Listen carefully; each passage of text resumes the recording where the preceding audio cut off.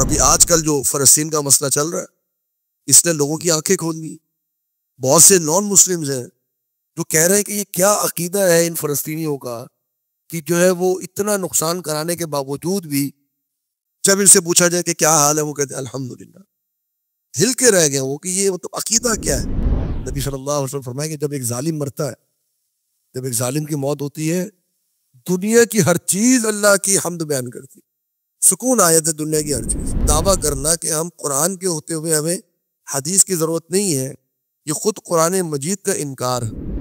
ایک آسان کتاب کے بارے میں تمہارا یہ عقیدہ ہے کہ اس کو کوئی نہ کوئی لکھنے والا موجود ہے، کوئی رائٹر ہے، اور جو ڈی این اے سب سے مشکل کتاب ہے اس دنیا کی، اس کے بارے میں تم یہ دعویٰ کر دو کہ یہ بغیر کسی رائٹر کے وجود میں آ گئی. ہر انسان کے دل میں نا اللہ رب العالمین نے اپنی محبت کو ڈالا ہوا ہے. انسان اس کو تسلیم کرے یا نہ کرے یہ ایک الگ بات ہے. تو رسولوں کی ذمہ داری ہے خوشخبری دینا اور کرانا. رسولوں کی ذمہ داری تمہارے مطالبے پر نشانیاں پیش کرنا نہیں ہے کہ دیکھو کل قیامت کے دن تم نے اللہ سے ملاقات کرنی ہے. اس ملاقات کا خوف، اس ملاقات کا ڈر تمہارے دلوں میں برقرار رہنا چاہیے. وَلَقَدْ يَسَّرْنَا الْقُرْآنَ لِلذِّكْرِ فَهَلْ مِن مُدَّكِرٍ. سورۃ الانعام آیت نمبر 36 سے انشاءاللہ 37 سے انشاءاللہ آج ہم شروع کریں گے. اعوذ باللہ من الشیطان الرجیم. وقالوا لولا نزل علیہ آیۃ من ربہ. وقالوا، اور انہوں نے کہا، لولا کیوں نہیں، نزل نازل کیا گیا، علیہ اس نبی پر، آیتن کوئی نشانی، من ربہ اس کے رب کی جانب سے. قل آپ فرما دیجئے، ان اللہ بے شک اللہ تعالی، قادر وہ قدرت رکھتا ہے، علی اس بات پر، ان ینزل یہ کہ وہ نازل کرے، آیتن نشانی، ولیکن اور لیکن، اکثرہم اکثر لوگ ان میں سے، لا یعلمون وہ علم نہیں رکھتے ہیں. اس آیت میں اللہ تعالیٰ نے مشرکین کا ایک اعتراض ذکر کیا جو وہ عموماً نبی کریم صلی اللہ علیہ وسلم پر کیا کرتے تھے کہ اللہ رب العالمین کی طرف سے نشانی آپ پر کیوں نہیں نازل ہوتی. نشانی کا معنی یہ کہ کوئی معجزہ، کوئی ایسی علامت کہ جو آپ کے نبی ہونے کی، آپ کی نبوت کی دلیل ہو. اور اللہ رب العالمین نے نبی صلی اللہ علیہ وسلم کو معجزات عطا فرمائے تھے، لیکن کوئی بھی معجزہ اللہ تعالیٰ نے مشرکین کے مطالبے پر نہیں دیا. اللہ تعالیٰ نے جتنے بھی معجزات عطا فرمائے وہ اپنی مشیت سے اور اپنی مرضی سے عطا فرمائے تھے، جس میں اسراء اور معراج ہے، جس میں چاند کے 2 ٹکڑے ہونا ہے، اور اسی طرح دیگر بہت سے معجزات ہیں. اور یہ معاملہ اللہ رب العالمین نے اس لیے فرمایا کیونکہ اللہ تعالیٰ جب کسی نبی کو کسی قوم کے کہنے پر معجزہ دے دے اور پھر وہ قوم اس پر ایمان نہ لائے تو اللہ تعالیٰ اس قوم پر عذاب نازل کر دیتا ہے. یہ اللہ تعالیٰ کی سنت ہے، اللہ تعالیٰ کا طریقہ ہے. یہاں اللہ رب العالمین نے اس بات کا جواب یہ نہیں دیا جو ابھی میں نے ذکر کیا کہ ہم نے بہت سی نشانیاں دی ہیں، بلکہ اللہ رب العالمین نے یہ جواب دیا کہ اللہ تعالیٰ اس بات پر قادر ہے کہ اللہ تعالیٰ نشانی دے. لیکن اکثر لوگ علم نہیں رکھتے. کیا علم نہیں رکھتے؟ کہ اللہ رب العالمین نے بہت سی نشانیاں دی ہیں لوگوں کے سمجھنے کے لیے، اللہ رب العالمین کی توحید کو، اللہ تعالیٰ کی ذات کو، اللہ کی عظمت کو سمجھنے کے لیے بہت سی نشانیاں ہیں جو اللہ رب العالمین نے دنیا میں رکھی ہوئی ہیں۔ اب وہ انسان اس پر غور و فکر نہیں کرتے، اور آگے جو آیات ہم پڑھ رہے ہیں تقریباً 10-12 آیات ہیں، ان آیات میں اللہ تعالیٰ نے اپنی نشانیوں کو ذکر کیا ہے، جو نشانیاں اللہ رب العالمین نے اس دنیا میں رکھی ہیں۔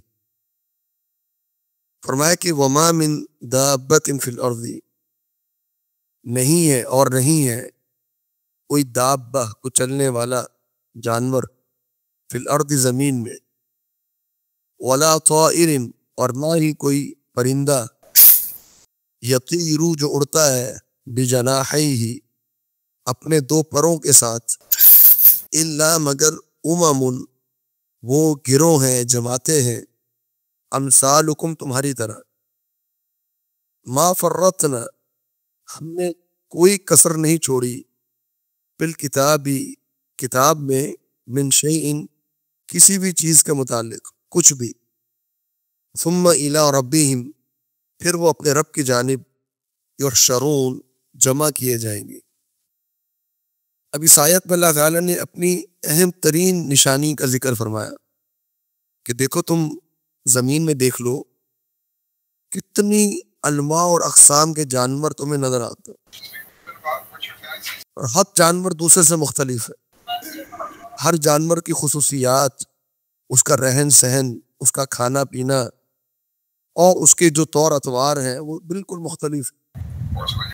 زندہ ہے، وہ شاخہ ہے، اس کا انداز رہنے کا اور ہے، کوئی گھاس کھانے والا جانور ہے، گھاس چرنے والا جانور ہے، کوئی سمندر میں رہنے والا ہے، کوئی خشکی پہ رہنے والا ہے، اور کوئی گرمی کا جانور ہے جو گرمی میں زندہ رہ سکتا ہے، وہ سرد موسم کو جھیل نہیں سکتا، کوئی انتہائی سرد موسم کا ہے جو سائبیریا میں رہتے ہیں، انٹارکٹیکا میں رہتے ہیں، یا سرد علاقوں میں رہتے ہیں، ان کو آپ گرم علاقوں میں لے آئیں تو وہ مر جائیں گے۔ تو اللہ رب العالمین نے یہ جو انواع اقسام کے جانور تمہارے سامنے کھلے چھوڑے ہوئے، یہ اللہ کی نشانی نہیں؟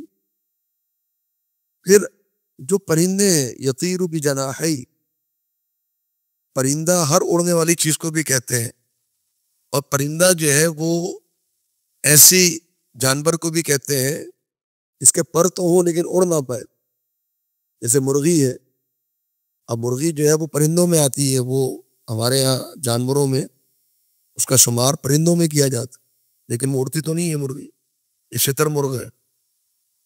تو اللہ رب العالمین نے عام پرندوں سے ان کو الگ کر دیا، اور فرمایا کہ اللہ رب العالمین کی نشانی ویسے تو مرغی میں بھی ہے، شتر مرغ میں بھی ہے، لیکن اللہ رب العالمین کی جو نشانی تمہارے لیے قابل غور ہے وہ ان پرندوں میں ہے جو آسمان میں اڑ۔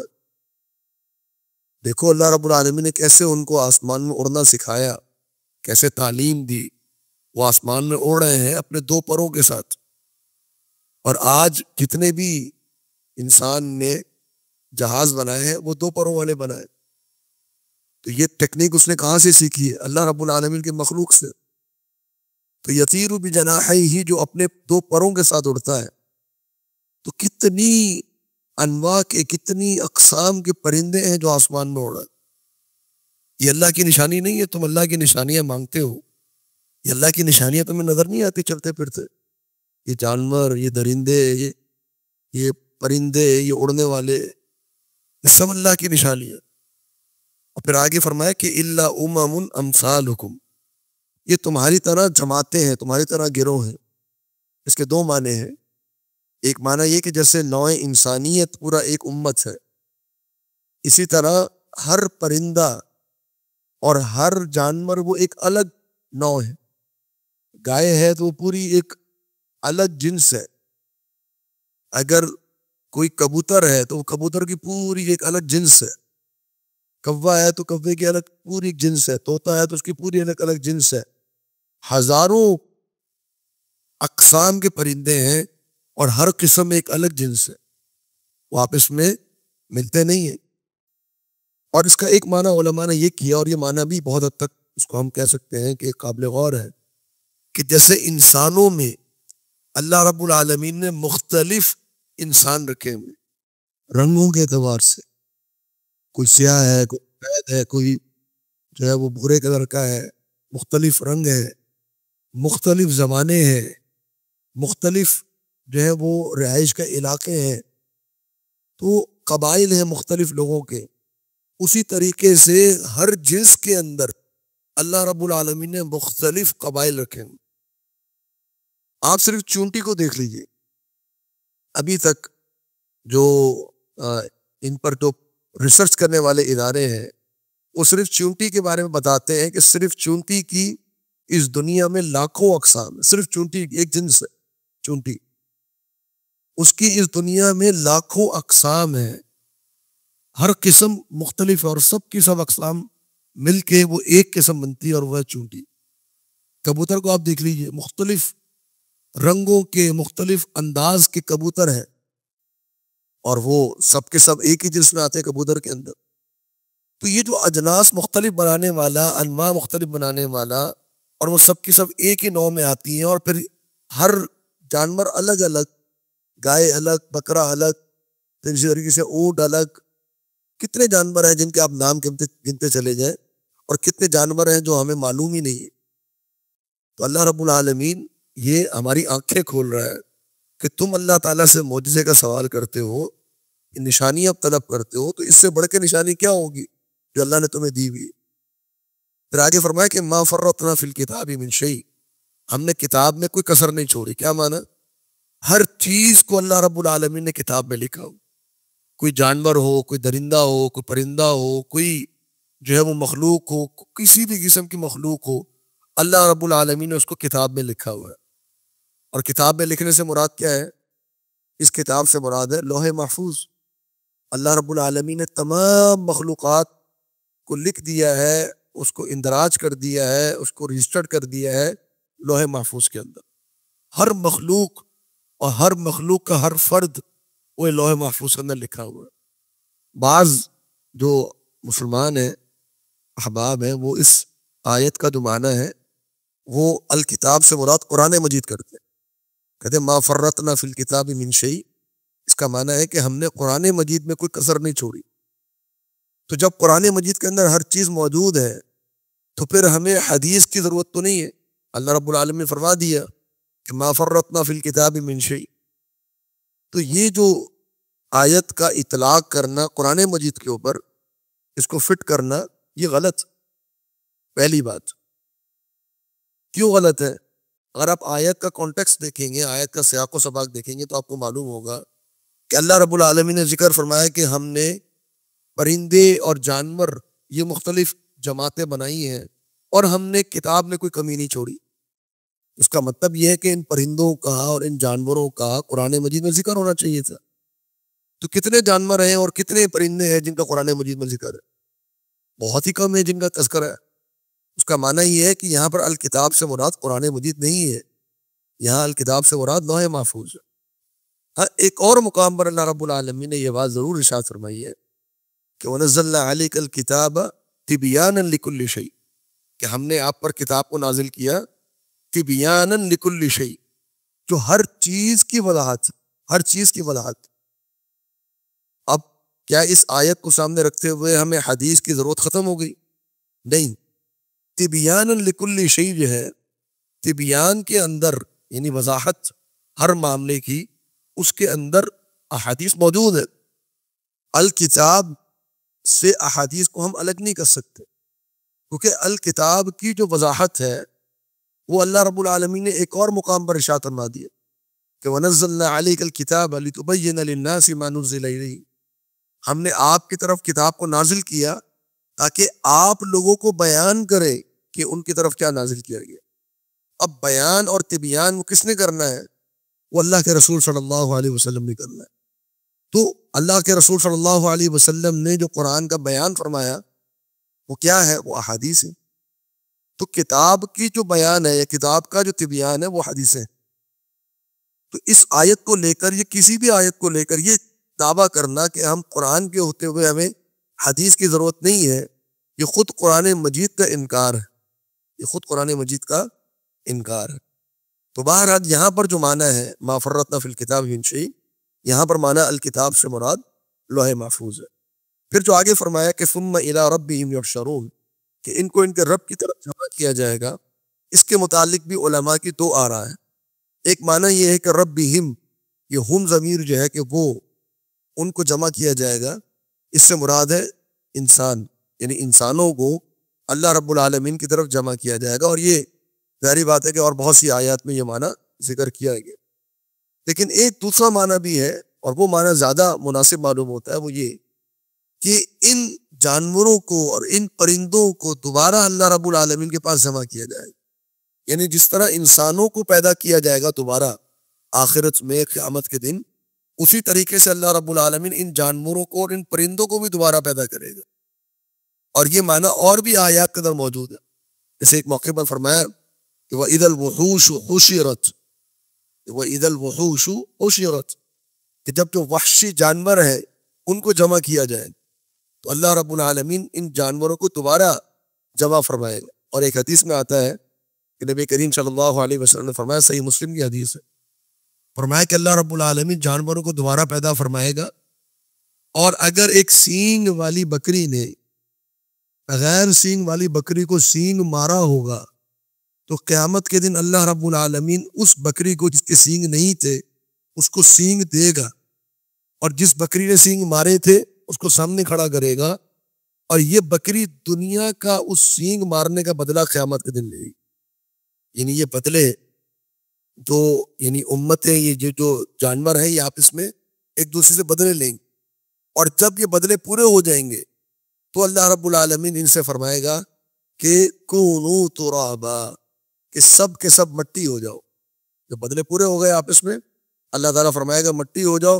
فرمایا کہ اس وقت سارے جانور مٹی ہو جائیں گے، فنا ہو جائیں گے، اور اس موقع پر کافر ان کو دیکھ کر کہے گا یا لیتنی کنت ترابا، کہ کاش کہ جیسے آج ان جانوروں کو مٹی کر دیا گیا ہے، کاش کہ مجھے بھی آج مٹی کر دیا جائے اور میں بھی فنا ہو جاؤں۔ اس موقع پر کافر یہ تمنا کریں گے۔ تو بہرحال یہ معاملہ قیامت کے دن ہوگا، اور یہ معنی درست ہے۔ آگے فرمایا کہ والذین کذبوا بآیاتنا، اور وہ لوگ جنہوں نے ہماری آیات کی تکذیب کی، سمن، وہ گونگے ہیں، بکمن، بہرے ہیں، سمن بہرے ہیں، بکمن گونگے ہیں، فی الظلمات، وہ اندھیروں میں، من یشاء اللہ، جسے اللہ رب العالمین چاہے، یضللہ، اللہ تعالیٰ اس کو گمراہ کر دیتا ہے، ومن یشاء، اور جس کو اللہ چاہے، یجعلہ، اس کو کر دیتا ہے، علی صراط مستقیم، سیدھے راستے کے اوپر۔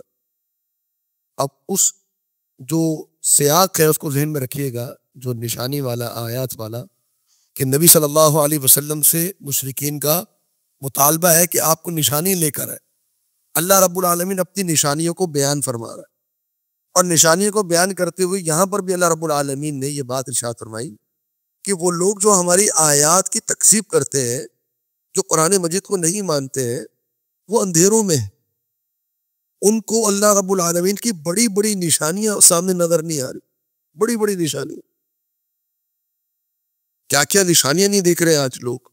سائنس کی اور ٹیکنالوجی کی ترقی کی بنیاد پر آج اللہ رب العالمین کی وہ نشانیاں ہمارے سامنے ہیں، وہ مخلوقات ہمارے سامنے ہیں جو ہمارے آباء و اجداد نے نہیں دیکھی۔ آج ہم جو ہے وہ ٹیلیسکوپ کی مدد سے ہم پوری ایک کائنات کی دور تک جو ہے وہ نظارہ کر سکتے ہیں، اور مائکروسکوپ کی نظر کی ذریعے سے ہم ایسی چھوٹی چھوٹی مخلوقات کا مشاہدہ کر سکتے ہیں جو ہمارے آباء و اجداد نے نہیں کی۔ اب کتنی نشانیاں انسان دیکھے گا، اور مطلب ایسی واضح واضح نشانیاں۔ میں ایک ویڈیو کسی ساتھی نے بھیجی، اور واقعتاً مطلب ایک جس کو آپ کہیں نا کہ حقیقت لوگوں کے سامنے بیان کرنے والی بات، کہ آپ ان سے ایک سوال کرنے والا یہ سوال کر رہا ہے کہ جی یہ جو کتاب ہے جس میں مختلف رنگ ہے، جس میں مختلف چیپٹر لکھے ہوئے ہیں، یہ مختلف آپ نے ایک اس کو فولڈ کر کے رکھا ہوا ہے، یہ بک جو ہے، یہ بک آپ سمجھتے ہیں کہ یہ بک خود بخود بن گئی ہے؟ تو ظاہری بات ہے، کیا جواب ہوگا اس کا کہ نہیں، یہ بک خود بخود نہیں بنی۔ تو سوال کرنے والا یہ سوال کرتا ہے کہ جو ڈی این اے آپ کا ہے، ڈی این اے، جو لوگ سائنس کو سمجھتے ہیں ان کو پتا ہوگا کہ ڈی این اے ایک انسان کے اندر ایک کتاب اللہ رب العالمین نے رکھی ہے، بلکہ ہر مخلوقات میں ہے، کہ جس کی رہنمائی میں وہ مخلوق جو ہے پرورش پاتی ہے، اس کے آنکھوں کا رنگ، اس کے بالوں کا رنگ، اس کی اسکن کا کلر، اس کی جسم کے اندر کی جو چیزیں ہیں وہ وجود میں آتی ہیں اس بک کے حساب سے. اور وہ بڑی ہی مشکل ایک پیچیدہ کتاب ہے، اس میں بہت سے الفاظ ہیں. وہ کتاب یہ کس نے ڈسکور کی ہے؟ کتاب ہم نے تو نہیں کی ہے. اس ڈی این اے کو کا انکشاف کرنے والے، ڈسکور کرنے والے کون لوگ ہیں؟ کافر لوگ ہیں. اللہ رب العالمین نے یہ دکھائی ہے نا کہ دیکھو یہ کتاب تمہارے اندر موجود ہے. اب ایک کتاب کی اتنی مشکل کتاب ہو، ایک آسان کتاب کے بارے میں تمہارا یہ عقیدہ ہے کہ اس کو کوئی نہ کوئی لکھنے والا موجود ہے، کوئی رائٹر ہے، اور جو ڈی این اے سب سے مشکل کتاب ہے اس دنیا کی، اس کے بارے میں تم یہ دعویٰ کر دو کہ یہ بغیر کسی رائٹر کے وجود میں آ گئی. ٹھیک ہے، باقی مخلوقات تمہاری ایک الگ معاملہ ہوگا، لیکن یہ باقاعدہ ایک منظم بک ہے جس کو لکھا گیا ہے. اس کے لائنز ہیں، اس کے چیپٹرز ہیں، اس سے باقاعدہ آرڈرز دیے گئے ہیں، چیزیں آرگنائز کی گئی ہیں اس کے اندر. یہ خود سے کیسے وجود میں آ گئی؟ اب وہ سوال کا جواب نہیں. لیکن ایمان پھر بھی نہیں. کیوں؟ اتنی بڑی بڑی نشانیاں دیکھنے کے باوجود بھی اللہ رب العالمین نے آگے کیا فرمایا؟ اللہ جس کو چاہتا ہے گمراہ کر دیتا ہے، اور اللہ رب العالمین جس کو چاہتا ہے صراط مستقیم پر لے آتا ہے. یہ اللہ رب العالمین کی توفیق ہے. کبھی ایسا بھی ہوتا ہے کہ ایک شخص نے دنیا ہی نہیں دیکھی، اس کو نابینا شروع سے، لیکن وہ اللہ رب العالمین پر ایمان لایا ہوا. اور ایک شخص نے دنیا دیکھ لی ہے، ساری نشانیاں دیکھ لی ہیں، لیکن اللہ رب العالمین پر ایمان نہیں لاتا. تو نشانیوں کا مطلب یہ نہیں ہے کہ کوئی ایسی کوئی چیز اچانک سے سامنے آ جائے آپ کے کہ جو ہے نا وہ جو آپ نے کبھی نہ دیکھی ہو اور پھر آپ کو فوراً اللہ پر ایمان لے آئے. نہیں، اللہ رب العالمین اپنی نشانیاں دکھاتا ہے، مختلف انداز سے انسانوں کے سامنے اپنی نشانی کو لاتا ہے، لیکن اس نشانی کا فائدہ جس کو اللہ رب العالمین پہنچانا چاہتا ہے اسی کو ہوتا ہے. پھر آگے ایک اور نشانی اللہ رب العالمین نے ذکر فرمایا، قل ارأیتکم، قل آپ کہیے، ارأیتکم تمہارا کیا خیال ہے، ان اتاکم عذاب اللہ، اگر آ جائے تم پر اللہ کا عذاب، او اتتکم الساعہ، یا آ جائے تم پر قیامت، اغیر اللہ، کیا اللہ کے علاوہ تدعون، تم کسی اور کو پکارو گے، ان کنتم صادقین، اگر تم اپنی بات میں سچے ہو کہ اللہ کا وجود نہیں ہے اور اللہ رب العالمین کا تم انکار کرتے ہو، اللہ کی نشانیوں کا انکار کرتے ہو، تو اگر کبھی اچانک سے تم پر اللہ کا عذاب آ جائے، کوئی آفت، کوئی مصیبت، کوئی زلزلہ آ جائے، کوئی طوفان آ جائے، کوئی سیلاب آ جائے، کوئی آسمان سے پتھروں کی بارش نازل ہو جائے، تو تم اللہ کے علاوہ کسی کو پکارتے ہو؟ اس کا جواب اللہ تعالیٰ نے اگلی آیت میں دیا، بل ایاہ تدعون، بلکہ صرف اسی کو تم پکارو گے، بلکہ صرف اسی کو تم پکارو گے، فیکشف، پس وہ کھول دے گا، ما تدعون الیہ، جس مشکل کی طرف تم اللہ کو پکار رہے ہو، ان شاء، اگر اللہ نے چاہا، اگر اللہ نے چاہا تو تمہاری وہ مشکل اللہ رب العالمین آسان کر دے گا. وتنسون، اور تم بھول جاؤ گے، ما تشرکون، جو کچھ بھی تم نے اللہ کے ساتھ شرک کیا، تم اپنے مشرکین اپنے معبودوں کو بھول جاؤ گے، تم صرف اللہ رب العالمین کو یاد رکھو گے. یہ اللہ کی نشانی ہے. کیسے نشانی ہے؟ ہر انسان کے دل میں نا اللہ رب العالمین نے اپنی محبت کو ڈالا ہوا ہے. انسان اس کو تسلیم کرے یا نہ کرے، یہ ایک الگ بات. کوئی مسلمان ہے، اس کا ایمان بڑھتا ہے، اس کے سامنے اپنے دل کے اندر اللہ رب العالمین کی محبت کا اعتراف بڑھتا چلا جاتا ہے، اس چیز سے وہ کنیکٹ ہو جاتا ہے. اللہ رب العالمین کے جو ایک اللہ رب العالمین کی محبت اللہ تعالیٰ نے انسان کے دل کے اندر ڈالی ہوئی ہے، اس سے وہ کنیکٹ ہو جاتا ہے. اور جتنا زیادہ کنیکٹ ہوتا چلا جاتا ہے اتنا زیادہ اللہ رب العالمین سے اس کی محبت بڑھتی چلی جاتی. لیکن اگر کوئی کافر بھی ہے نا، تو عین مشکل کے وقت میں جب ایک دم سے اس کے اوپر ایک مشکل، کوئی صدمہ، کوئی ایک مصیبت آ جائے، تو ایک دم سے اس کو کوئی ایسی ذات کی ضرورت محسوس ہوتی ہے جو سپر نیچرل ذات ہو، جو اس کی مدد کر سکے، اور اس کو ایک دم سے آسمان کی طرف اس کا رخ جو ہے وہ چلا جاتا ہے، اور وہ اس کو پکارنے لگتا ہے. اس کو چاہے اس کا نام بھی نہ پتا ہو، اس کو چاہے اس کا تعارف بھی نہ ہو، لیکن انسان کی فطرت میں یہ چیز موجود ہے کہ جب وہ مصیبت میں ہوتا ہے تو وہ اوپر کی طرف ضرور دیکھتا ہے. اور یہ بات ایک یعنی اللہ رب العالمین نے انسان کی فطرت میں رکھی ہے. اور یہ کیا ہے؟ یہ اللہ رب العالمین کی نشانی ہے. ایک فرقہ گزرا مسلمان امت کے اندر، معتزلہ ان کا نام. ان کا دعویٰ یہ تھا کہ اللہ رب العالمین کسی جہت میں نہیں ہے، اللہ تعالیٰ نہ اوپر ہے نہ نیچے ہے. یہ بات پہلے میں ذکر کر چکا ہوں. ان کا ایک خطیب جو ہے وہ کھڑا ہوا خطبہ دے رہا تھا، سمجھا رہا تھا لوگوں کو کہ جی نہ ادھر ہے نہ ادھر ہے، اور بس اللہ کی کوئی جہت نہیں ہے. ایک دیہاتی شخص کھڑا ہوا، بزرگ تھا، وہ کھڑا ہوا. اس نے کہا ٹھیک ہے بھائی، آپ کی بات میں جو بھی آپ نے کہا صحیح ہے، لیکن مجھے ایک بات آپ بتائیں کہ جب بھی ہم نے اللہ سے دعا کرنی ہوتی ہے تو ہمارا رخ خود بخود آسمان کی طرف کیوں ہو جاتا ہے؟ یہ مجھے سمجھا دو بس. اگر اللہ رب العالمین آسمان پر نہیں ہے اور میں کسی مشکل میں ہوں، میں کسی پریشانی میں ہوں، میرے ہاتھ اوپر کی طرف کیوں جاتے ہیں؟ میرے ہاتھ ادھر کیوں نہیں جاتے؟ میرے ادھر ہاتھ کیوں نہیں جاتے؟ یا نیچے کی طرف کیوں نہیں جاتے؟ میرا رخ اوپر کی طرف کیوں ہو جاتا؟ یہ اس دیہاتی نے اس معتزلی خطیب کے سامنے یہ بات کہی. وہ معتزلی اپنے ممبر سے اترا اور اس نے اپنی پگڑی زمین پر رکھ دی. اس نے کہا اس دیہاتی نے آج مجھے وہ مار ماری ہے کہ جس نے میرے 14 طبق روشن کر دی. اس نے ایک فطرت کی بات کی، اور اس فطرت کو کوئی نہیں منع کر سکتا. اور یہ اللہ رب العالمین نے انسان کے دل کے اندر رکھی ہے. کوئی کافر بھی ہوگا نا، آپ کبھی دیکھیں کبھی کوئی انسان مسلمان ہو رہا ہو نا، جیسے وہ کلمہ پڑھے گا نا، اس کو ایک دم سے وہ ایک کریکشن محسوس ہوگا، اس کی آنکھوں سے آنسو نکل آئیں. یہ کیا ہے؟ یہ ایک فطرت ہے جو اللہ رب العالمین نے انسان کے دل میں رکھی ہے. جیسے وہ کنیکٹ ہوتا ہے، وہ ایک دم سے اس کو لگتا ہے کہ جیسے میں ایک واقعتاً ایک ذات کے ساتھ منسلک ہوں. اور یہ ایک نشانی ہے اللہ رب العالمین کی جو اللہ نے انسان کے اندر رکھی ہے. نبی صلی اللہ علیہ وسلم کا بھی فرمان ہے کہ اللہ رب العالمین جب کسی بچے کو پیدا کرتا ہے وہ فطرت پہ پیدا ہوتا ہے، وہ فطرت پہ پیدا ہوتا ہے. اس کے جو والدین ہیں وہ عارضی طور پہ اس کے اوپر یہودیت کا یا نصرانیت کا یا شرک کا لبادہ اس پر ڈال دیتے ہیں، لیکن جیسے ہی کبھی انسان کو ہدایت ملتی ہے، کوئی صحیح حقائق تک پہنچتا ہے، فوراً اس کو اندازہ ہو جاتا ہے کہ یہ اصل حق ہے. اور ابھی آج کل جو فلسطین کا مسئلہ چل رہا ہے، اس نے لوگوں کی آنکھیں کھول دی.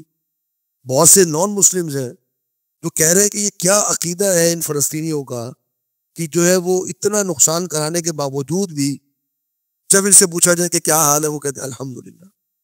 ہل کے رہ گئے وہ کہ یہ مطلب عقیدہ کیا ہے؟ جو نصرانیت ہے یا یہودیت ہے یا جو ہندوازم ہے یا بدھزم ہے، جو بھی دین ہے، وہ انسان کو اللہ رب العالمین کا شکر گزار نہیں بناتے. وہ انسان کو مادیت پرست بناتے، شکر گزار نہیں بناتے. اللہ رب العالمین کے لیے کچھ قربان کرنا ان کو نہیں سکھاتا. یہ صرف دین اسلام کی تعلیم ہے اور یہ ان کو نظر آ رہی ہے کتنا مضبوط یہ عقیدہ ہے ان لوگوں کا. تو یہ ایک آیت ہے، ایک نشانی ہے جو اللہ رب العالمین نے انسان میں رکھی ہے. آگے فرمایا وَلَقَدْ أَرْسَلْنَا إِلَىٰ أُمَمٍ مِّن قَبْلِ، تحقیق ہم نے بھیجا إِلَىٰ أُمَمٍ بہت سی امتوں کی طرف، من قبل کا آپ سے پہلے، یعنی ہم نے کس کو بھیجا؟ رسولوں کو بھیجا آپ سے پہلے. فَأَخَذْنَاهُمْ بس ہم نے پکڑ لیا ان کو، بِالْبَأْسَاءِ وَالضَّرَّاءِ، بالبأساء فقر کے ساتھ، تنگی کے ساتھ، والضراء اور نقصان کے ساتھ. ہم نے مختلف ان کو تکلیفیں پہنچائیں. کیوں پہنچائیں؟ لعلہم شاید کہ وہ یتضرعون اللہ رب العالمین کے سامنے گڑ گڑائیں، اللہ تعالیٰ سے دعائیں کریں، اللہ تعالیٰ کے سامنے عاجزی انکساری اختیار کریں. یعنی یہ تکلیفیں ہم نے ان کو پہنچائی رسولوں کے آنے کے بعد. جب انہوں نے رسالت ان تک پہنچ گئی، نبوت ان تک پہنچ گئی، پھر ہم نے ان کو تکلیفیں پہنچائی. اور تکلیفیں پہنچانے کا مقصد یہ تھا کہ وہ اللہ کی طرف پلٹ آئیں اور اللہ کی طرف رجوع کر لیں. فرمایا فلولا پس کیوں نہیں، اذ جاءہم جب آئی ان کے پاس، بأسنا ہماری تکلیف، تضرعوا انہوں نے عاجزی اور انکساری اختیار کی. جب ہماری تکلیف ان کے پاس پہنچی تو انہوں نے عاجزی اختیار کیوں نہیں کی؟ ولیکن اور لیکن قست سخت ہو گئے، قلوبہم ان کے دل، وزین اور خوبصورت کر دیا، لہم ان کے لیے، الشیطان شیطان نے، ما کانوا یعملون جو کچھ بھی وہ عمل کر رہے تھے جن حالات میں وہ تھے، جو وہ عمل کر رہے تھے، شیطان نے ان کے لیے اس کو خوبصورت کر دیا۔ یہ بڑی اہم بات اللہ رب العالمین نے ذکر فرمائی، جو ہمیں اپنی زندگی میں بھی نظر آنی چاہیے اور اپنی قوم کے اندر اور اپنی امت کے اندر بھی نظر آنی چاہیے۔ اللہ رب العالمین نے یہاں پر تکلیف پہنچانے کا ایک مقصد بیان کیا۔ کسی بھی انسان کو اس کی زندگی میں کوئی بھی تکلیف آئے، اس کا اللہ رب العالمین نے مقصد کیا بیان کیا؟ لعلہم یتضرعون، اللہ کی طرف رجوع کر لو۔ اور یہ بات اللہ رب العالمین نے قرآن مجید میں اور کئی مقامات پر ذکر کی۔ وَلَنُذِيقَنَّهُم مِّنَ الْعَذَابِ الْأَدْنَىٰ دُونَ الْعَذَابِ الْأَكْبَرِ لَعَلَّهُمْ يَرْجِعُونَ، ہم ان کو بڑے عذاب سے پہلے چھوٹے عذاب کا مزہ چکھائیں گے تاکہ یہ اللہ کی طرف رجوع کر۔ انسان پہ جو مصیبت آئے نا، جو تکلیف آئے، وہ انسان کو اللہ رب العالمین کے قریب کر دے، یہ اصل مقصد۔ اور اگر ایسا ہو رہا ہے کہ انسان پر کوئی تکلیف آئی ہے، کوئی بیماری آئی ہے، اس کے رزق میں مسئلہ آیا ہے، کوئی کاروبار میں مسئلہ آیا ہے، کوئی اولاد میں مسئلہ آیا ہے، اور وہ اس وجہ سے اللہ رب العالمین کے قریب ہو گیا ہے، تو سمجھ لیجئے اللہ نے اس کے لیے خیر لکھی، چاہے وہ تکلیف اس سے دور ہو چاہے دور نہ ہو، لیکن جو مقصد تھا اللہ کے قریب ہو جانے کا، وہ مقصد حاصل ہو گیا۔ لیکن اگر ایسا نہ ہو تو اس کا انجام بڑا خطرناک ہے۔ فرمایا کہ اگر انہوں نے تکلیف آنے کے باوجود بھی اللہ رب العالمین کی طرف رجوع نہیں کیا، اس کا مطلب یہ ہے ان کے دل سخت ہو گئے، ان کے دل پتھر کے ہو گئے، تکلیفیں آ رہی ہیں، پریشانیاں آ رہی ہیں، مصیبتیں آ رہی ہیں، وہ بھاگ توڑ کر رہا ہے، کبھی ادھر جا رہا ہے، کبھی ادھر جا رہا ہے، کبھی مسائل حل کر رہا ہے، مختلف دعوے کر رہا ہے کہ جی میں وہاں چلا جاؤں گا تو مسئلہ حل ہو جائے گا، اس ڈاکٹر کے پاس جاؤں گا تو مسئلہ حل ہو جائے گا، میں یہ کام کر لوں گا تو میرا مسئلہ حل ہو جائے گا۔ اللہ کی طرف نہیں جا رہا، اللہ کی طرف رجوع نہیں کر رہا، اللہ کی طرف ہاتھ نہیں اٹھا رہا، اس کا مطلب کیا ہے؟ اس کا دل سخت ہو۔ اور دوسری بات یہ کہ شیطان نے گمراہ کر دیا اس، شیطان کہہ رہا ہے جو کر رہے ہو بالکل صحیح کرو۔ اور یقین مانیے یہ حالات ہم نے دیکھے، خاص طور پہ پچھلے سال جب سیلاب آیا تھا اندرون سندھ میں، ہم نے لوگوں کو دیکھا اپنے گھروں سے نکل گئے، کھیت ڈوب گئے، جانور ڈوب گئے، مویشی ہلاک ہو گئے، گھر ڈوب گئے، گھر گر گئے، وہ نکل کے سڑک پر بیٹھے ہوئے جھونپڑیوں کے اندر، پورا دن گزر جاتا تھا، واللہ ان کو ایک نماز پڑھنے کی توفیق نہیں ہوتی تھی۔ اور ہم دل میں کڑ رہے ہوتے تھے کہ یہ لوگ اتنی تکلیف میں ہیں، اتنی پریشانی میں ہیں، اللہ نے سب ان کا ڈبو دیا، کچھ نہیں بچا ان کے پاس، لیکن یہ پھر بھی اللہ کی طرف نہیں آ رہے، پھر بھی اللہ کی طرف رجوع نہیں کر رہے۔ اس کا مطلب یہ ہے کہ اس قوم کے دل پتھر کے ہوں گے، اور جس کے دل پتھر کے ہو جائے نا، اس کے لیے اللہ رب العالمین پھر کیا انجام سوچا ہے وہ آگے اللہ تعالیٰ نے ذکر کیا۔ لیکن یہ بڑی الارمنگ بات ہے کہ ایک شخص کے اوپر حالات اتنے خطرناک ہو جائیں اور وہ اس کو پھر بھی یہ نہ سوچے کہ میں اللہ کی طرف رجوع کر لوں، کچھ نمازیں پڑھ لوں، کچھ اللہ کے سامنے گڑ گڑا کے کچھ اللہ کے سامنے دعا کر لوں۔ فرمایا کہ فلما نسوا ما ذکروا، فلما نسوا، پس جب وہ بھول گئے، ما ذکروا بہ، جو ان کو نصیحت کی گئی تھی، بھول گئے وہ جو بھی اللہ نے ان کو نصیحت کی، جو ان کو سکھانا چاہا انہوں نے نہیں سیکھا۔ فرمایا کہ فتحنا علیہم، ہم نے کھول دیا ان پر ابواب کل شیء، تمام نعمتوں کے دروازے، ساری نعمتوں کے دروازے کھول دیا۔ اب دیکھیے اللہ رب العالمین کا انداز کتنا عجیب ہے، اللہ کی حکمت بڑی نرالی ہوتی ہے۔ تو فرمایا کہ جب ہماری طرف رجوع نہیں کیا تو ہم نے کیا کیا؟ مار دیا ان کو، ہلاک کر دیا؟ نہیں، ہمیں سارے دروازے کھول دیے، رزق کشادہ کر دیا ان کو۔ پھر کیا ہوا؟ حتی اذا فرحوا، یہاں تک کہ وہ خوش ہو گئے، جب وہ خوش ہو گئے، بما اوتوا، ان نعمتوں کے سبب جو ان کو مل گئی تھی، کشادگی آ گئی، رزق میں فراوانی آ گئی، بڑے سکون میں آ گئے، عیاشی شروع ہو گئی، تو پھر کیا ہوا؟ فرمایا اخذناہم بغتہ، ہم نے پکڑا ان کو اچانک، فاذا هم مبلسون، پس وہ ہو گئے مایوس۔ مبلسون، مبلس کی جمع، مبلس کہتے ہیں مایوس کو، اسی سے ابلیس لی ہے، ابلیس کا معنی جو اللہ رب العالمین کی رحمت سے مایوس ہو چکا، تو مبلسون جو بالکل مایوس ہو گیا، اچانک اللہ رب العالمین کی پکڑ آئی۔ اب یہ دیکھیے کیسے اللہ تعالیٰ کا انداز ہے پکڑنے کا، پہلے مصیبت دی چلو رجوع کر لو.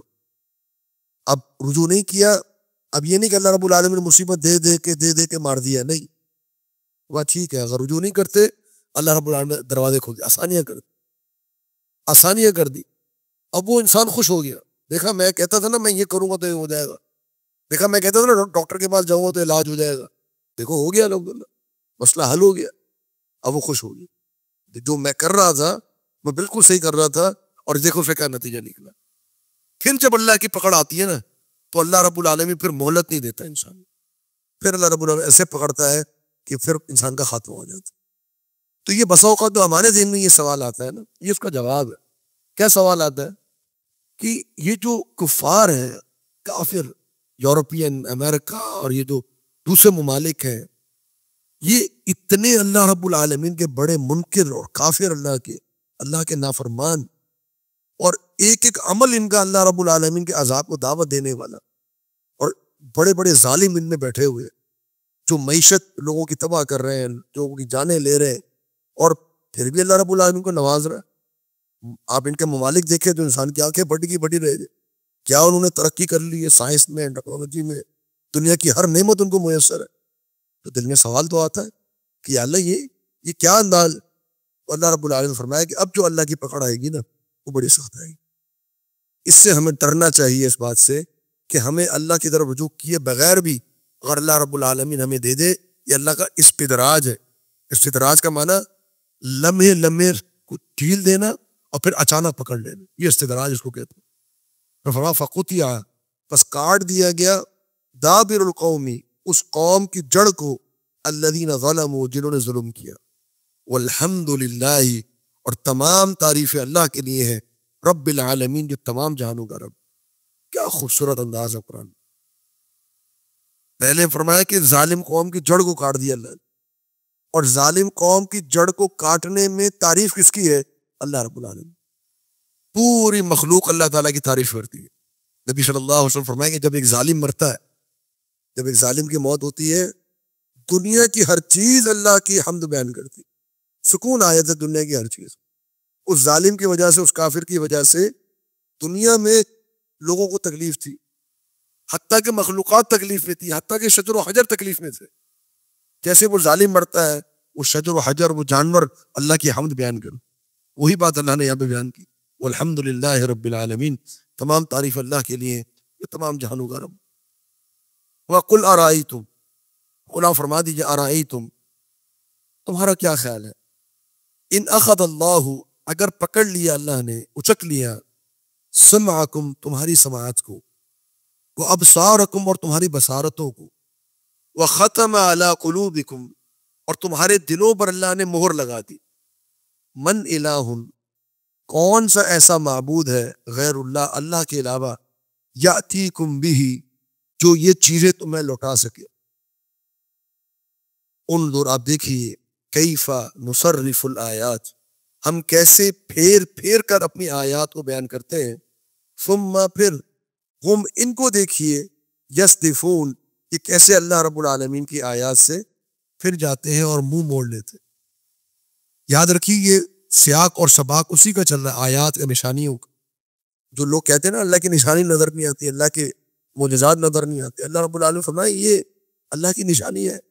تمہاری سماعت, تمہاری بصارت, تمہارے دل, یہ اللہ کی نشانی ہے. ایک ایک آدمی, ایک ایک انسان اللہ کا معجزہ ہے, ایک ایک انسان اللہ کا معجزہ. جو اللہ نے اس کو جسم دیا, اور جو اللہ رب العالمین نے اس کے اندر ایک صلاحیت رکھی ہے, اور جو اللہ رب العالمین نے اس کو فطرت دی ہے, جس طریقے سے اس کو پیدا کیا ہے, جس طریقے سے اس کو پروان چڑھایا ہے, انسان اپنے اوپر ہی غور کر لے تو وہ خود ایک نشانی ہے. اور پھر فرمائے کہ اللہ تعالیٰ اگر تمہاری سماعت کو لے جائے, تمہاری بصارت کو لے جائے, تمہارے دلوں پر اللہ مہر لگا دے. تو یہاں پر سماعت اور بصارت لے جانے کا معنی حقیقی سماعت, حقیقی بصارت نہیں ہے. یہاں مراد ہے وہ سماعت, وہ بصارت جو انسان کو حق کی طرف لے جاتی. اس لیے فرمایا وختم علی قلوبکم, تمہارے دلوں پر مہر لگا دو. اگر اللہ ہی تمہیں حق سنوانا نہ چاہے, اللہ ہی تمہیں حق دکھانا نہ چاہے, اللہ ہی تمہیں حق کی تعلیم نہ دینا چاہے, اللہ کے علاوہ کون ہے جو تمہیں اس کی تعلیم دے سکتا ہو. یہ اللہ رب العالمین کی نشانیاں ہیں جو ہر انسان کے اندر موجود ہے. پھر مزید اللہ رب العالمین نے فرمایا کہ قل, آپ کہہ دیجئے, ارأیتکم تمہارا کیا خیال ہے، ان اتاکم اگر آ جائے تمہارے پاس عذاب اللہ اللہ کا عذاب، بغتتاً اچانک چھپ کر، او جہرتاً یا اعلانیہ دن میں، حل یہلکو نہیں ہلاک کی جائے گی الا القوم الظالمون مگر ظالم قوم۔ اللہ رب العالمین کا عذاب اچانک آ جائے یعنی دن رات میں آ جائے، او جہرتاً یا دن میں آ جائے، تو جب اللہ رب العالمین کا عذاب آتا ہے تو ظالم قوم کو اللہ رب العالمین پھر پناہ نہیں دیتا، اللہ تعالیٰ ان کو ہلاک فرما دیتا ہے۔ تو اللہ رب العالمین کے عذاب آتے، اللہ تعالیٰ کے عذاب آئے، اور اللہ رب العالمین کے عذاب بسا اوقات انسان کے لیے بڑی ایک نشانی چھوڑ جاتے ہیں۔ جیسے ابھی حالیہ آپ لوگوں نے سنا ہوگا شاید آپ نے کہ فرانس کے اندر حجاب پر پابندی ہے، آپ حجاب نہیں کر سکتے، عورتیں اگر حجاب کریں گی ان کو جو ہے وہ جرمانہ لگتا ہے۔ لیکن ابھی گزشتہ 1-2 ہفتوں سے فرانس کے اندر ایک جو ہے وہ مخلوق نے حملہ کر دیا، پیرس کے اندر وہ چھوٹے چھوٹے ٹڈیاں ہیں جو جسم پہ اسکن پہ کاٹ رہی ہیں۔ اب وہی فرانس کی گورنمنٹ جس نے حجاب پر پابندی لگائی تھی، وہی فرانس کی گورنمنٹ لوگوں سے کہہ رہی ہے اپنے جسموں کو اچھی طرح ڈھک کر آپ باہر نکلیں۔ یہ اللہ کی نشانی نہیں؟ اسی قوم کے اندر، اسی ملک کے اندر جنہوں نے حجاب پر پابندی لگائی، اللہ رب العالمین نے اپنے ایک لشکر کو بھیج دیا، اور اس لشکر نے ایسا حملہ کیا کہ مرد، عورت تو عورت، مردوں کو بھی کہا جا رہا ہے کہ اپنے جسموں کو لپیٹ کر باہر نکلیں۔ اب لگائے آپ جرمانہ لوگوں کے اوپر جو پردے کر رہے ہیں وہاں پر۔ تو یہ اللہ رب العالمین کی پکڑ ہوتی ہے۔ اللہ رب العالمین مختلف انداز سے عذاب بھیجتا ہے جو لوگوں کی سمجھنے کے لیے ہوتے ہیں، اور بسا اوقات اللہ رب العالمین کے جو عذاب ہوتے ہیں وہ انسانوں کی آزمائش کا بھی سبب بنتا ہے، آزمائش بھی ہوتی ہے اور ظالم قوم کی ہلاکت بھی ہوتی ہے۔ اب جیسے یہاں پر اللہ نے فرمایا کہ ہلاک ظالم قوم ہی ہوگی، حالانکہ اللہ رب العالمین کے عذاب میں آ کر بسا اوقات مسلمان بھی فوت ہو جاتے، لیکن مسلمان کا وفات پانا وہ اس کی شہادت ہے، اور کافر کا مر جانا اس کی ہلاکت۔ ایک زلزلہ آئے کسی علاقے میں اور اس زلزلے میں مسلمان بھی فوت ہو جائے، کافر بھی فوت ہو جائے، اب مسلمان جو زلزلے کی زد میں آئے وہ شہید ہے۔ کیوں شہید ہے؟ کیونکہ نبی صلی اللہ علیہ وسلم نے فرمایا کہ جس شخص پر عمارت گر جائے اور وہ عمارت کے ملبے تلے دب جائے وہ شہید ہے۔ اور کافر کے لیے کیا ہے؟ وہ عذاب اللہ کی ہلاکت ہے اس کے لیے۔ کہیں سیلاب آ جائے، سونامی آ جائے، اللہ نہ کرے کہیں پر، اور وہاں مسلمان بھی فوت ہو جائیں اور کافر بھی فوت ہو جائیں، اس سیلاب میں، طوفان میں غرق ہونے والا مسلمان وہ شہید ہے، کیونکہ پانی میں جو فوت ہو گیا وہ شہید ہے۔ کافر کیا ہے؟ وہ ہلاک۔ فَهَلْ يُهْلَكُ إِلَّا الْقَوْمُ الظَّالِمُونَ۔ فرمایا کہ وَمَا نُرْسِلُ الْمُرْسَلِينَ، یہاں تک آیات کا اور نشانیوں کا جو ایک ٹاپک تھا وہ مکمل ہوا۔ آئیے اللہ رب العالمین نے ایک اہم بات سمجھائی کافروں کو بھی اور ہم سب مسلمانوں کو بھی۔ فرمایا وَمَا نُرْسِلُ الْمُرْسَلِينَ، اور نہیں بھیجتے ہم رسولوں کو، إِلَّا مُبَشِّرِينَ وَمُنذِرِينَ، مگر 2 حیثیتوں میں، ان کی 2 ذمہ داریاں ہیں۔ کیا ذمہ داری ہے؟ پہلی ذمہ داری خوشخبریاں دینا۔ کیا ذمہ داری ہے؟ خوشخبریاں دینا۔ کن کو؟ مسلمانوں کو۔ وَمُنذِرِينَ، اور ان کی دوسری ذمہ داری ہے ڈرانا۔ ان کی 2 ذمہ داری ہے، اللہ رب العالمین کا پیغام پہنچانا اور اس پیغام کو قبول کرنے والے کو خوشخبری دینا، پیغام قبول نہ کرنے والے کو اللہ کے عذاب سے ڈرانا۔ ان کی یہ 2 ذمہ داریاں ہیں۔ فَمَنْ آمَنَ، پس جو ایمان لے آیا، وَأَصْلَحَ، اور اس نے اپنی اصلاح کر لی، فَلَا خَوْفٌ عَلَيْهِمْ، ان پر کوئی خوف نہیں ہوگا، وَلَا هُمْ يَحْزَنُونَ، اور نہ ہی وہ ماضی کے حوالے سے غم زدہ ہوں گے۔ قیامت کے دن وہ آئیں گے، نہ ان پر کوئی خوف ہوگا نہ کوئی غم ہوگا۔ تو اب یہاں بات ہمیں کیا سمجھائے گی؟ بات یہ سمجھائے گی کہ دیکھو، تو رسولوں کی ذمہ داری ہے خوشخبری دینا اور ڈرانا۔ رسولوں کی ذمہ داری تمہارے مطالبے پر نشانیاں پیش کرنا نہیں ہے۔ رسولوں کی ذمہ داری یہ نہیں ہے کہ جو تم کہو گے تو وہ معجزہ تمہیں لا کر دکھاتے رہے، یہ رسولوں کی ذمہ داری نہیں ہے۔ رسول کی ذمہ داری یہ ہے کہ اللہ نے اس کو جو کتاب دے دی ہے، جو اس کو شریعت دے دی ہے، اس کتاب کی اور شریعت کی اپنی قوم کو تعلیم دے۔ اب جس نے مان لیا وہ مومن ہو گیا، جس نے نہیں مانا وہ کافر ہو گیا۔ تو جب رسولوں کی یہ ذمہ داری ہے کہ رسول اس پیغام کو بالکل خالص اسی انداز میں اپنی قوم تک پہنچا دے. تو میری اور آپ کی ذمہ داری بھی اسی حد تک محدود ہے. میری اور آپ کی ذمہ داری یہ نہیں ہے کہ ہم اس پیغام کو اس طریقے کے ساتھ پیش کریں یا اس پیغام کے اندر ہم ایسی تبدیلی کر لیں کہ میری قوم کو سمجھ میں آ جائے. نہیں، وہ حق جس انداز میں آسمان سے نازل ہوا اس میں میری ملاوٹ اس حق کو برباد کر دے گی. میری ذمہ داری یہ ہے کہ جو حق جس طریقے سے آیا ہے اس حق کو اسی خالص انداز میں میں قوم کے سامنے پیش کروں. اب اس حق کو جو قبول کر لے، اس کو پی لے، وہ مومن ہے. جو اس کا انکار کر دے وہ کافر. یہ میری ذمہ داری ہے، رسول کی بھی یہی ذمہ داری. اب اگر کوئی مجھ سے یہ تقاضا کرے یا رسول سے کوئی تقاضا کرے کہ جی آپ اس کے اندر یہ ملا دیں، آپ اس کے اندر یہ ذائقہ شامل کر دیں، آپ اس کے اندر اورنج ڈال دیں، آپ اس کے اندر جو ہے وہ کوئی اور ذائقہ فلیور اس میں شامل کر دیں، لوگوں کو وہ پسند آئے گا. تو اگر میں نے وہ فلیور اس میں ڈال دیا تو یہ اصل خالص نہیں رہے گا. میری ذمہ داری کیا ہے؟ میں خالص لے کر دوں. میری ذمہ داری ہے میں اس قرآن کو، اس حدیث کو، اس دین کو جیسے ہے ویسے کا ویسے آگے پیش کر دوں. کیونکہ اگر میں نے اس میں ملاوٹ کر دی، اس ملاوٹ کو اگر کسی نے قبول کر لیا، اس نے حق کو تو قبول کیا ہی نہیں، اسے تو اس ملاوٹ کو قبول کیا. اور یہ تقاضے انبیاء علیہ السلام سے بھی ہوتے رہے. ایتی بقرآن غیر ھذا وبدلہ، اس قرآن کے علاوہ کوئی اور قرآن لے کر آؤ یا اس کو تبدیل کر کے لاؤ، اس کو تو ہم نہیں مانتے. یہ انبیاء سے بھی یہ جو ہے وہ تقاضے ہوتے رہے. اور آگے کیا فرمایا؟ والذین کذبوا بآیاتنا، وہ لوگ جنہوں نے ہماری آیات کی تکذیب کی، یمسہم العذاب، ان کو عذاب آئے گا، بما کانوا یفسقون، ان کے فسق اور گناہوں کی وجہ سے. انہوں نے ہماری آیات کی تکذیب کی، آج دنیا میں ان کو عذاب آ سکتا ہے. اور اگر آج وہ صحیح سلامت زندگی گزار گئے تو قیامت کا عذاب تو یقینی.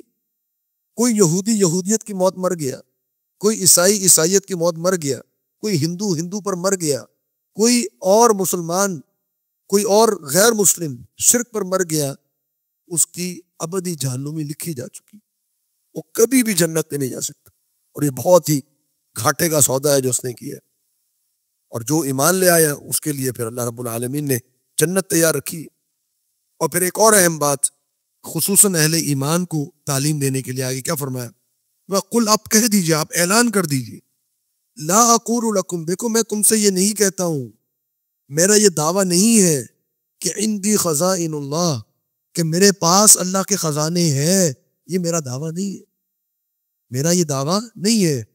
ولا اعلم الغیب، اور نہ ہی میں غیب کا علم جانتا ہوں. ولا اقول لکم، اور نہ ہی میں نے تم سے یہ بات کہی ہے یا میں یہ بات کہہ رہا ہوں کہ انی ملکن، کہ میں فرشتہ ہوں. میں نے یہ دعویٰ نہیں کیا.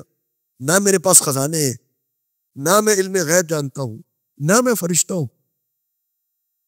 میں تمہاری طرح کا ایک عام انسان ہوں، میں ایک بشر ہوں. ہاں ایک فرق ہے، وہ کیا ہے؟ ان اتبع، نہیں میں اتباع کرتا، الا مگر ما یوحا الیہ، جو میری طرف وحی کی جاتی. یہ ایک فرق، وحی میری طرف کی جاتی، تمہاری طرف وحی نہیں کی جاتی. یہ مجھ میں اور تم میں فرق. لیکن پیروی بھی میں اسی کی کرتا ہوں جو میری طرف وحی کی جاتی ہے، میں اسی کو فالو کرتا ہوں. تمہارے اوپر بھی یہی لازم ہے کہ اس کو فالو کرو، اسی کی اتباع کرو جو اللہ رب العالمین نے وحی کی ہے. میرے پاس خزانے نہیں ہے کہ تم جو مجھ سے مانگتے رہو میں تمہیں لا کے دیتا رہوں. میں علم غیب کے دعوے نہیں کرتا کہ تمہیں بتاؤں کہ اس میں نفع ہے، اس میں نقصان. نہ یہ میرا آنے کا مقصد ہے، نہ میرا یہ مشن ہے. میرا مشن یہ ہے کہ جو اللہ نے وحی دی ہے خالص پیور، وہ دین، وہ وحی تم تک پہنچا دوں. اسی کو میں بھی فالو کرتا رہوں، اسی کی میں بھی پیروی کرتا رہوں، اسی کی تم بھی کرتے رہو. قل، آپ فرما دیجئے، هل يستوي الاعمى والبصير، کیا ایک نابینا اور دیکھنے والا برابر ہو سکتے ہیں؟ کیا معنی؟ یعنی ایک عام آدمی کی نظر میں ایک عام آدمی بھی یہ فیصلہ کر سکتا ہے نا کہ نابینا اور دیکھنے والا برابر نہیں ہو سکتا. یہ فیصلہ ہم کر سکتے ہیں کہ نہیں کر سکتے؟ تو یہ جو سوال کیا اللہ رب العالمین نے کہ هل يستوي الاعمى والبصير، کہ کیا دیکھنے والا اور نابینا برابر ہو سکتے ہیں، اس کا جواب کیا آئے گا؟ کہ نہیں ہو سکتا. یہ استفہام جو اللہ رب العالمین کا، اس کو ہم استفہام کہتے ہیں. کوشچن جو ہوتا ہے، جو سوال ہوتا ہے، اس کو کہا جاتا ہے استفہام. اور یہ استفہام انکاری ہے، اس کا جواب انکار میں آنا. یعنی یہ پہلے سے بتا دیا گیا کہ ایک نابینا اور ایک دیکھنے والا دونوں برابر نہیں ہو سکتے، آنکھوں والا اور نابینا برابر نہیں ہو سکتے۔ اب سوال کا مقصد کیا ہے؟ سوال کا مقصد یہ ہے کہ جس کو اللہ رب العالمین نے ہدایت کی بینائی دے دی ہے، اور جس کو اللہ رب العالمین نے ہدایت کی بینائی سے محروم رکھا ہے، وہ دونوں برابر نہیں ہو سکتے۔ جس کے پاس حق کی روشنی ہے اور جس کے پاس گمراہی کا اندھیرا ہے، وہ دونوں برابر نہیں ہو سکتے۔ حق کی روشنی والا وہ بات کرے گا جو صحیح ہوگی، اندھا جو ہوگا وہ یہاں بیٹھا ہوا وہ کہہ رہا ہے کہ جی یہ تو بہت بڑی جگہ ہے، یہ میلوں تک پھیلی ہوئی ہے، اس کو نہیں نظر آ۔ لیکن جس کے بعد بینائی ہے وہ کہے گا کہ نہیں، یہ تو یہاں پر دیوار ختم ہو گئی، وہ بتائے گا، وہ حقائق سے آگاہ کرے گا۔ تو جس کے بعد حق ہوتا ہے وہ اندھا دھل بات نہیں کرتا، وہ حق کی بنیاد پر بات کرتا ہے، وہ وحی کی روشنی میں بات کرتا ہے۔ افلا تتفکرون، کیا تم غور و فکر نہیں کرتے اللہ رب العالمین کی ان باتوں کے اوپر اور اللہ رب العالمین کے ان احکامات کے اوپر؟ آگے فرمایا کہ وَأَنذِرْ بِهِ الَّذِينَ، اور آپ ڈرائیے بِهِ اس قرآن مجید کے ذریعے سے، کن کو ڈرائیے؟ الذین، ان لوگوں کو، یخافون، جو خوف زدہ ہیں۔ آپ انداز دیکھیے قرآن مجید کا، آپ ڈرائیے ان لوگوں کو جو خوف زدہ ہیں۔ وہ تو پہلے خوف زدہ ہیں، ان کو کیا ڈرانا ہے؟ میں نہیں، ان کو ڈرائیے جو خوف زدہ ہے۔ کس چیز سے خوف زدہ ہے؟ ان یحشروا، کہ وہ جمع کیے جائیں گے، الی ربہم، اپنے رب کی جانب۔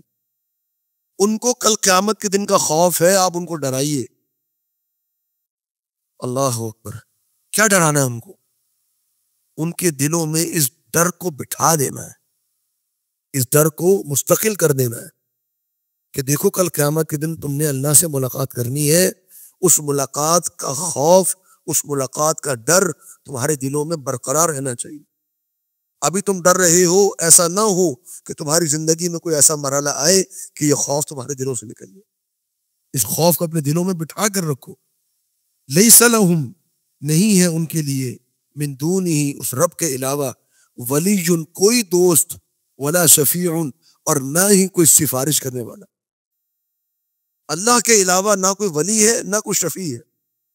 ولی کو تو سمجھ میں آ گیا، اللہ کے علاوہ کوئی مدد کرنے والا نہیں قیامت کے دن، شفیع بھی نہیں ہے، سفارش کرنے والا بھی نہیں ہے۔ اور اللہ رب العالمین کیوں سفارش کرے گا؟ اور اللہ کس سے سفارش کرے گا؟ سفارش تو مخلوقات پہ کرنی ہے، سفارش کرنے والے تو انبیاء ہیں، فرشتے ہیں، صالحین ہیں۔ تو یہاں اللہ رب العالمین نے کیوں فرمایا کہ اللہ کے علاوہ کوئی مددگار نہیں، اللہ کے علاوہ کوئی سفارش کرنے والا نہیں؟ اس کا معنی علماء نے یہ کیا کہ سفارش کرنے والے کا معنی کہ سفارش، شفاعت قیامت کے دن مطلقاً اللہ رب العالمین کے اختیار میں ہے۔ کیسے؟ سفارش کون کرے گا اس کی اجازت اللہ نے دینی ہے۔ سفارش کس کے لیے کی جائے گی اس کی اجازت اللہ نے دینی ہے۔ سفارش کس حوالے سے کی جائے گی اس کی اجازت اللہ رب العالمین نے دینی ہے۔ کوئی انسان اپنی مرضی سے یہ طے نہیں کر سکتا کہ میں سفارش کروں گا۔ کوئی انسان اپنی مرضی سے یہ طے نہیں کر سکے گا کہ میں نے کس کے لیے سفارش کرنی ہے اور کیا سفارش کرنی ہے۔ ایک موقع پر نبی صلی اللہ علیہ وسلم پوری انسانیت کے لیے، اس میں مسلمان بھی شامل ہوں گے، اس میں کافر بھی شامل ہوں گے، یہودی، عیسائی، مجوسی، ہندو بھی شامل ہوں گے، اللہ کے رسول صلی اللہ علیہ وسلم پوری انسانیت کے لیے سفارش کریں گے۔ لیکن کیا سفارش کریں گے؟ مغفرت کی، جنت کی نہیں، اس بات کی کہ یا اللہ حساب و کتاب شروع ہو جائے۔ اب یہاں پر سفارش کی اجازت دی گئی، لیکن کس چیز کی؟ حساب و کتاب کے آغاز۔ پھر نبی صلی اللہ علیہ وسلم سفارش کریں گے اپنی امت کے لیے، کس چیز کی؟ مغفرت۔ پھر اللہ کے رسول صلی اللہ علیہ وسلم سفارش کریں گے اہل جنت کے لیے، اہل جنت جن کے لیے جنت میں جانے کا فیصلہ ہو چکا، جو جنت کے دروازے پر کھڑے ہوں گے، ان کے لیے نبی صلی اللہ علیہ وسلم سفارش کریں گے کس چیز کی؟ جنت میں داخل ہونے کی۔ یہ وہ سفارشیں ہیں جو قیامت کے دن کی جائیں گی۔ تو یہ کس کی اجازت سے ہوں گی؟ اللہ رب العالمین کی اجازت سے ہوں گی۔ لعلہم یتقون، تاکہ، پھر دیکھیے، لعلہم یتقون، تاکہ وہ بچتے رہیں، وہ ڈرتے رہیں، ان کے دل کے اندر یہ تقوی، ان کے دل کے اندر یہ ڈر اللہ رب العالمین کا ہمیشہ تا موت، تا مرگ، یہ خوف، یہ جو ڈر ہے ان کے دل کے اندر بیٹھا رہے۔ آگے چند آیات ہیں جو اللہ رب العالمین نے دعوت دینے والا جو داعی ہے، جس نے اس دین کی دعوت دینی ہے، اس کی جو آداب ہیں اس کے متعلق چند آیات میں اللہ رب العالمین نے چند آداب بیان فرمائے جو بڑے اہم ہیں. اور ہمارا چونکہ آج کا وقت مکمل ہو گیا ہے تو ہم اسی آیت پر اکتفا کرتے ہیں، اس دعا کے ساتھ کہ اللہ رب العالمین ہمیں قرآن و حدیث کو سمجھنے کی اور اس پر عمل کرنے کی توفیق عطا فرمائے. وآخر دعوانا ان الحمد للہ رب العالمین. جو لوگ آپ کے رب کو پکارتے ہیں صبح اور شام، جو دیندار لوگ ہیں، جو اللہ کے چہرے کے دیدار کا ارادہ کرتے ہیں، ایسے لوگوں کو اپنی محفل سے، اپنی صحبت سے، اپنی مجلس سے ان کو دور نہ کریں. دنیا والے اگر آپ سے کہتے رہیں کہ آپ اس کو دور کر دیں، فلانے آدمی کو اپنی مجلس میں نہ آنے دیں، یہ غریب فقراء غربا یہ آپ کے مجلس میں نظر نہ آئے تو ہم آپ کی مجلس میں آئیں گے. تو اگر آپ نے یہ فرق کیا دعوت دین کے لیے تو پھر آپ ظالم. اسرع الحاسبین کا معنی یہ نہیں ہے کہ جیسے ہی گناہ ہوا تو فوراً جو ہے وہ حساب و کتاب شروع ہو جائے، نہیں. اللہ رب العالمین مہلت دیتا ہے، لیکن جیسے ہی مہلت ختم ہوتی ہے تو مہلت ختم ہوتے ہی جتنا تیز حساب اللہ کا ہو سکتا ہے کسی مخلوق کا اتنا تیز حساب نہیں ہو سکتا.